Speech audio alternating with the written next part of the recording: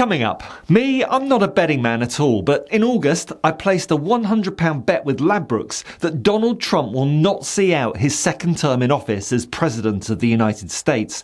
The odds were 15-8. For you non-punters, that means that every £8 you stake, you would win £15 profit on the bet. A mere 6 weeks later, and those odds have already drastically reduced to 6-4. In other words, £8 would now win you not £15 but only £12. In other words, bookmakers think it increasingly likely that the man who's turned the White House into a halfway house for the deranged and indicted won't make it to the finish line. Now, I'm not about to spaff away £100 of my hard-earned cash just because I want Trump to fail, although like every other sane person I do, obviously, but because there are good reasons to believe he will. Stay tuned. So let's start with the obvious. Donald Trump is 79 years old. That was too old when Joe Biden was doing the toughest job in the world, and it's too old for Trump too. After fending off questions about Trump's physical health for weeks, the White House physician was pressured into claiming that Trump is suffering from chronic venous insufficiency. In other words, the veins in his legs don't work properly. The official line is that it's benign. They also dismissed the permanent bruising on the back of Trump's right hand as just the result of soft tissue damage from all the handshaking expected of him. But this diagnosis doesn't stack up. It doesn't explain the constant bruising now being observed on his left hand, nor does it explain gaps in his schedule where the exposure-addicted Trump has unexplained disappearances from public view for days at a time, including one just last week after his weird meeting with the generals. More on that later. He comes back from these breaks looking decidedly unwell, with many observers commenting that his mouth droops as though he's suffering from Bell's palsy or the results of a mini stroke. Now, I'm not a doctor obviously, but it feels like the White House is covering something up. This is the same White House, after all, that proudly announced Trump had a score of perfect 30 on his cognitive test, the Montreal Cognitive Assessment. For anyone who doesn't know, that test involves things like remembering 5 words and identifying a picture of a lion. Like you'll go person, woman, man, camera, TV. So they say, could you repeat that? So I said, yeah. It's so basic that if you can't pass it, you probably shouldn't be allowed near cutlery, let alone the nuclear codes. The idea that this proves Trump is mentally sharp is ludicrous because all the evidence we can actually see in speeches, in interviews, and those late-night all-caps rants on Truth Social, all this screams the opposite. His speech patterns are collapsing into gibberish, fragments of half-thoughts glued together with bitching and victimhood. When retired US General Barry McCaffrey this week publicly described Trump's address to his generals as bizarre, unsettling, incoherent, you know something's up. This is a non-political, patriotic and experienced military leader describing a commander-in-chief who's losing his grip on reality. But so far so obvious, Trump's physical and cognitive health are both spiraling, obviously, but it's more than that.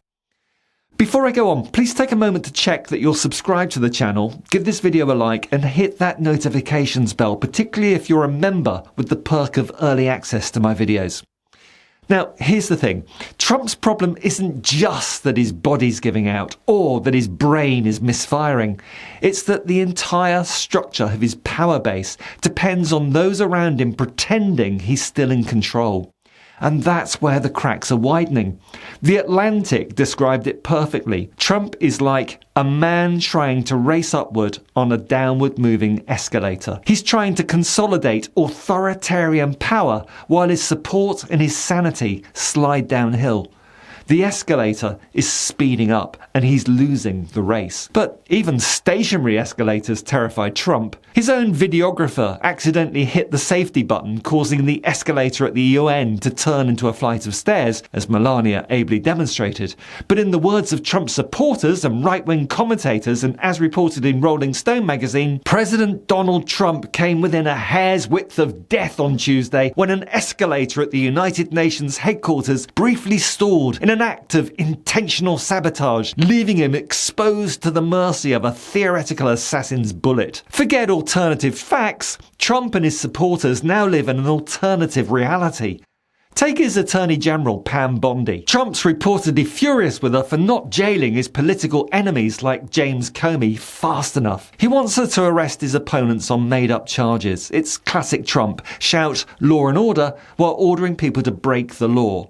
From storming the Capitol buildings to the fatal strikes on random boats in the South Atlantic Ocean. But Bondi isn't stupid. She's watching her boss's approval ratings collapse and watching the scandals close in, from the Epstein files to the billions and billions of dollars that the Trump family is raking in from his various scams, from cryptocurrency to cash for favours.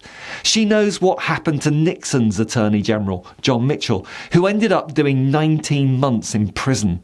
And she's asking herself the same question every Trump underling eventually does. Is sticking with him still worth the risk? Meanwhile, the American economy's tanking, food inflation soaring, jobs are flatlining, and 2/3 of Americans disapprove of Trump's beloved tariffs.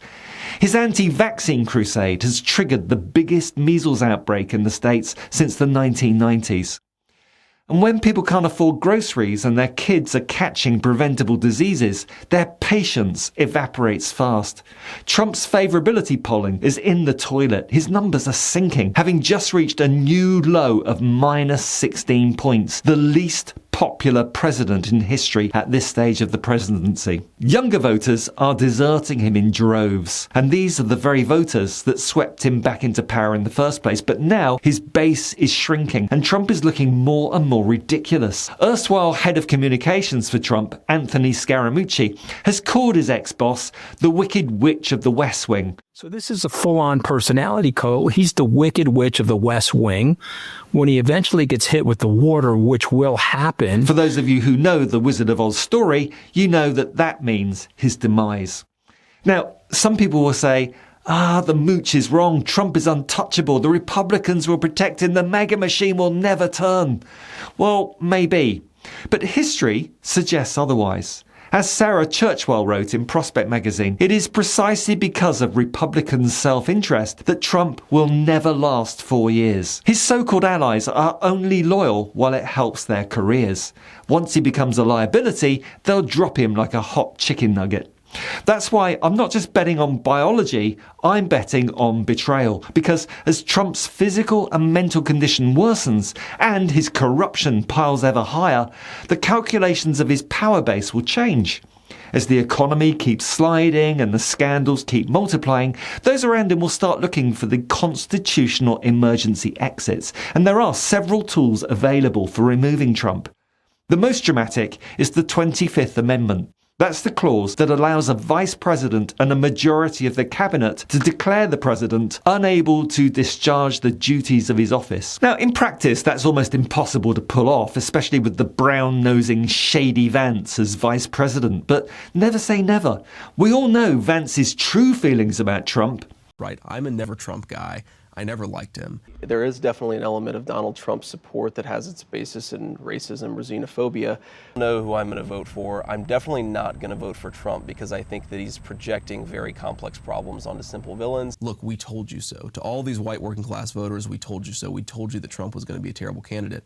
We told you that you were an idiot if you voted for him. And other latter-day Trump loyalists might rediscover their love of democracy. It's possible, if unlikely. Then there's impeachment. If Democrats retake the House and Senate next year, it's game on. The list of potential charges reads like an encyclopedia of bad behaviour. Abuse of power, obstruction, corruption, violations of campaign law, insurrection, take your pick. And if it does all start caving in, there's one final possibility: resignation.